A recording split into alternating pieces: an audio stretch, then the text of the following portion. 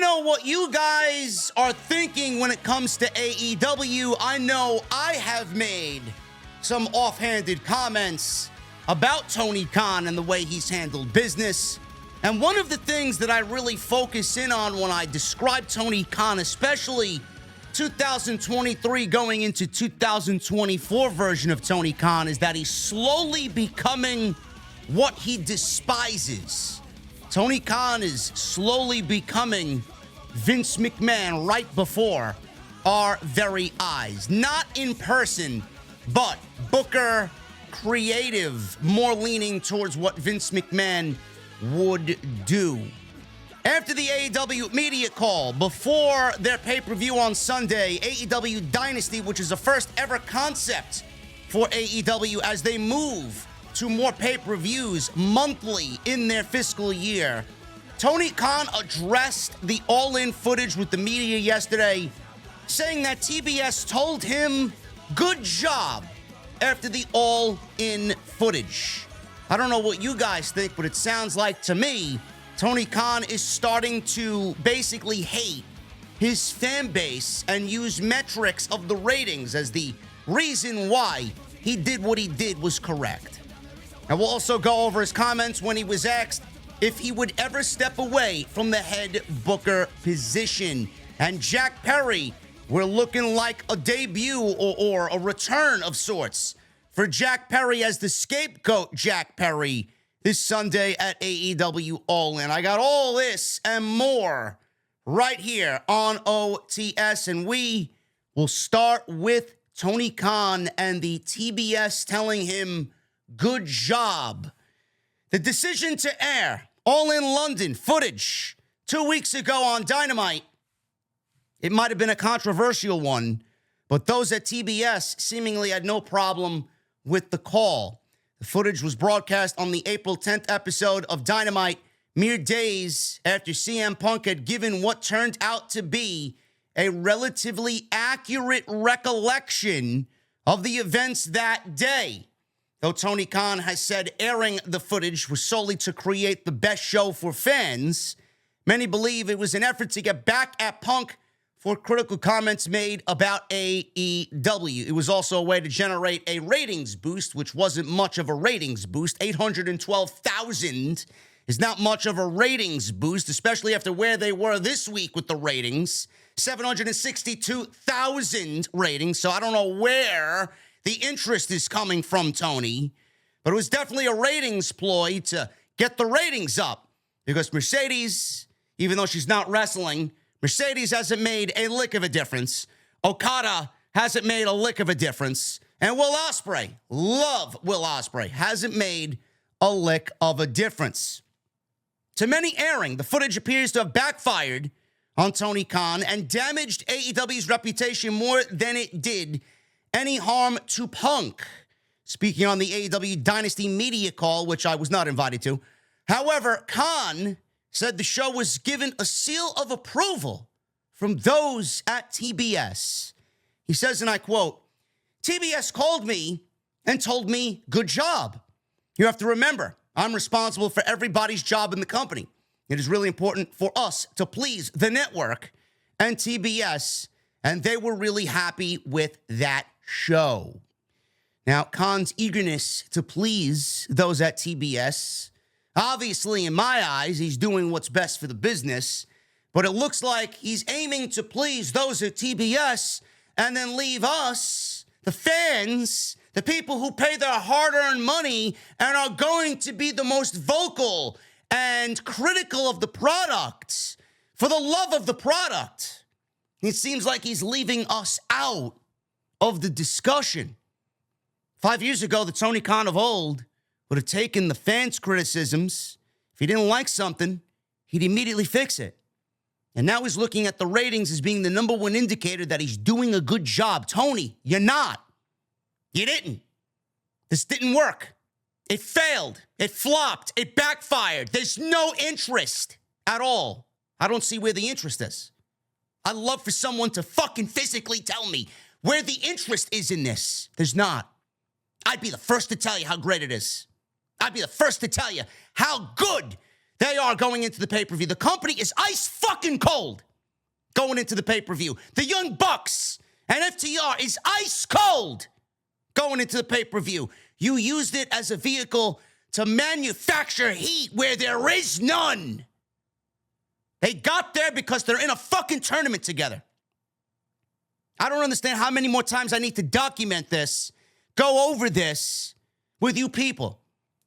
If they wanted to air the footage, they should have aired the footage weeks after it actually happened last year. And now you want to sell me on an FTR and Young Bucks feud where they are going around parading saying that, oh, we lost the match last year in London to FTR because of this particular instance. Meanwhile, literally a week later, after All In last year, they teamed with FTR to battle the Bullet Club. Or am I going fucking mental? No, but you want to pawn it off as, oh, this is detriment to the story now. No, the reason why you're wrestling each other is because you fucking ended up in the same tournament together, and now coincidentally you're in the fucking finals of said tournament. Not because of what happened at All In. You're not feuding because of what happened at All In. You're not feuding because of what happened with Punk. Give me a break. There's no interest here. Where's the interest? 812,000 last week. This week, 762,000. I don't give a fuck about the ratings, but I just want to throw facts at you guys. Down. The third lowest rating of the year this week. Where's the interest?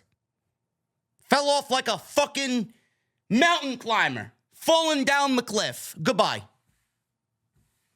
Listen, I don't want to tell you that I'm right on everything, but I really wish people would open their eyes. Oh, but it's for the return of Jack Perry, man.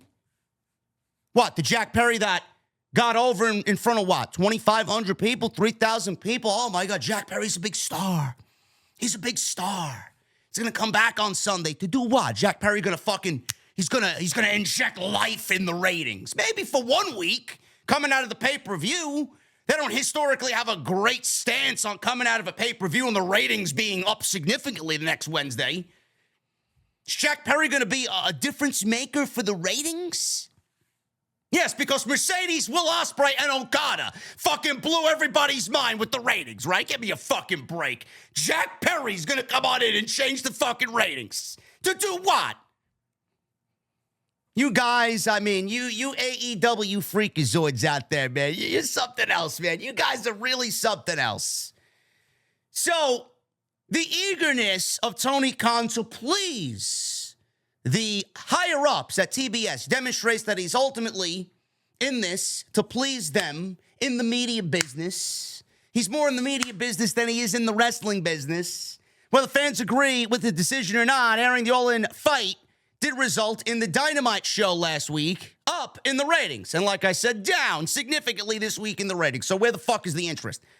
With that in mind, AEW won't be able to rely on airing backstage footage again to boost ratings in the future. The UK law demonstrates that CCTV laws and regulations in the United Kingdom are mainly based on the Protection of Freedoms Act 2012 and the Data Protection Act of 1998. These laws aim to balance the right to privacy with the benefits of CCTV. The Protection of the Freedoms Act of 2012 led to the creation of the Surveillance Camera Code of 2013, which provides clear guidelines on the purposes and use of CCTV in public spaces. They're not even allowed to air. They weren't even allowed to air the fucking footage, yet they did it anyway because they had to get it back. They had to get CM Punk back. We got to drive interest for the show. Meanwhile, there is none, and it makes no sense creatively. Then they scrubbed the footage from online. They scrubbed the footage from Twitter. They scrubbed the footage from YouTube because they can't use it. They can't use it, man. Then why the fuck did you air it in the first place? All the wrongs that were mounting up before you even aired the footage. This was God telling you, hey, Tony, maybe you should air this footage, man. Maybe you should just worry about the fucking show and book good television. Give me a break, man. You guys are fucking mental. Unreal. I know he's looking for a TV rights deal. I know he's looking for that extra push going into the negotiations. He's got to put his best foot forward as far as the ratings are concerned. But You are jeopardizing the show. You are alienating your fan base with the petty behavior, the childish behavior, and it's not doing anything good. You put this on a pedestal of a priority above Swerve winning the world championship, above Danielson and Ospreay, this mega match that we may never see again. Please tell me how this is going to benefit the company in the long term. Here's a spoiler. It won't. Then he was asked in the same media call the possibility of him probably, maybe, hopefully, stepping down as head booker for AEW. Now, AEW, you all know, was founded in 2019. Khan's been responsible for storylines and the booking of the program, but he did have the help of Kenny, Matt, Nick, Cody. Back in the day, Cody was a huge part of that, and that's obviously not there anymore. Now he's got a new team. Whoever this fucking team is, clearly they're not doing a good job, but it's not the same company creatively as they were in the first couple of years. Now, Tony Khan is in every aspect of creative. 5 years with the company. We got 2 extra weekly shows as compared to Dynamite. Now we got Rampage. Now we got Collision. Now we got Ring of Honor. He does it all. And the acquisition of Ring of Honor only added more stress to Tony Khan. 7 hours of TV to book each week on top of an ever-expanding pay-per-view lineup, which they are now moving to 8 or 9 total for the year. On the media call, Khan was asked if there would ever be a scenario where he would relinquish his role as AEW head of creative. Khan responded that while he is aware that no job lasts forever, he is having more fun than ever and is going to do his best to repay the talent for their loyalty. He says, and I quote, certainly at some point, we would have to see where we are at with all positions. Nobody lasts forever. At any organization I am in, that will be a reality, whether it's Fulham or the Jaguars or AEW. I won't be here forever. It's definitely one of the highlights of my life, being able to be involved in these shows and work on these shows and do creative planning. I'm having more fun than ever right now. I really loved last night's show, meaning this past Wednesday, Ice Cold. I thought it was a strong go-home Dynamite leading into this pay-per-view. I take it year to year, moment to moment, and really loving what we are doing right now. And I will say, again, for the people who think I'm an AEW hater, I said at the beginning of March, AEW has created, the first 3 weeks of March, the best television in all 5 years. Everything they were doing was right. I mean, it was a completely different, I don't know what the fuck happened. I really don't. He says, I'm 41 years old, and I feel like the company is in a really strong place. Some of the greatest wrestlers in the world are really loyal to me personally, and I really am very proud of that. Hopefully, I can do my best to repay them, and I think right now the company is in a very strong place. We just had a valuation of $2 billion by Forbes for a sports startup, the fastest sports startup of all time and the most successful sports startup in the world since the American Football League, the AFL, which later merged with the NFL. I don't see that same future for us. But I do think the numbers are quite real, and frankly, the story is very exciting for AEW. Meanwhile, you got all the fucking people like Dax Harwood and all these other fucking shills. Obviously, what the fuck are they going to do? Oh, where are all the old head podcasters now talking about AEW dying? I never said AEW was dying, you stupid fucking geek. Give me a break. I never said anybody was dying. I find that to be laughable myself. They're not fucking dying. Are they good? No, they're not. Are they dying? No. We are a major player in the sports scene, and it's going to be a really big year coming up with our media rights renewal. It's the most important thing right now for the wrestlers, the staff, and everyone who works at AEW, and for our fans. Is he going to step away? I don't even know why this is a story. I mean, listen, I don't know who asked the question. I appreciate the question being asked. It's a ballsy question. That's something I would have asked, for sure. But he's not stepping away anytime soon. Tony gets off on booking these shows, man. Like I said, you know, when I was on TNT with Drew a couple of weeks ago, I mentioned that this is Tony Khan's toy box. AEW is Tony Khan's toy chest. So Tony Khan has gone out to the store and he's bought all his favorite action figures and he's playing, with his action figures. But this is reality. This is real life. It's like Tony Khan is going back in time and he's playing with his action figures. But now he's actually getting to use his real life action figures. This is his fucking toy chest come to life. So where Tony Khan fails, he's got the mentality of a fucking 8-year-old. It's, what matches can I do? What would be great on TV? No story, no rhyme or reason for why it's happening, fucking disorganized chaos. And then when the next kid over says, your show sucks. Yeah, look at you, my promotion's better. Then Tony gets all petty, and then he's got to go and waste valuable TV time to get one up on somebody, to get the last word, and then he comes off looking worse, coming out of it. It's basically the whole moral of the story with Tony Khan. And I love Tony. I think Tony's Mr. Pay-Per-View. Tony knows how to book pay-per-view, man. I said this every fucking month there's a pay-per-view. He's Mr. Pay-Per-View. Nobody does pay-per-view like Tony Khan. But the weekly television, man, it's so hot and cold. It's so up and down. It's like, what the fuck is going on back there? Where are the writers? Give me some fucking story. There's story. I don't want to sit here and tell you that there's no story, but where's the story? Everything's got a fucking 6th grade mentality behind it. Like, give me something to sink my teeth into. Give me something to fucking be excited about on a weekly basis. They don't have that.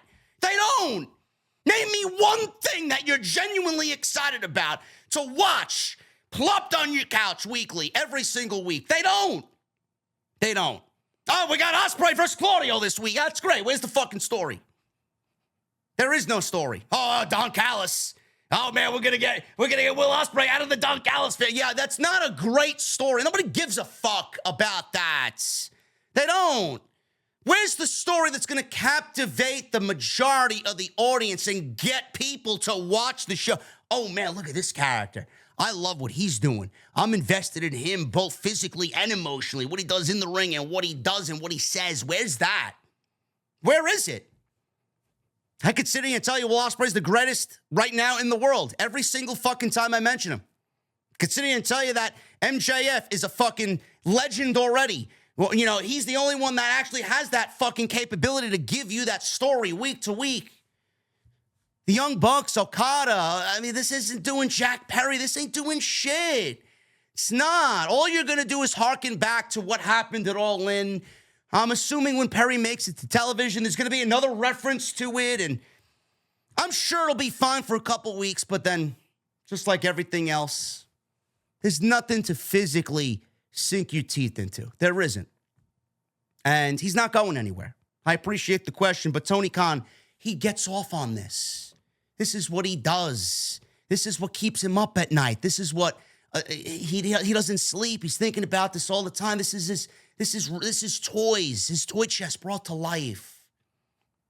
We need someone with a vision. We need a storyteller. Can we go hire a storyteller here? Someone, please.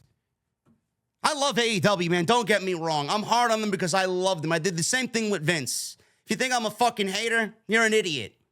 I want them to be better, but I'm not afraid at the same time to call out their problems. And right now, there are problems. I love great wrestling just as good as anybody else, man. Just as much as anybody else.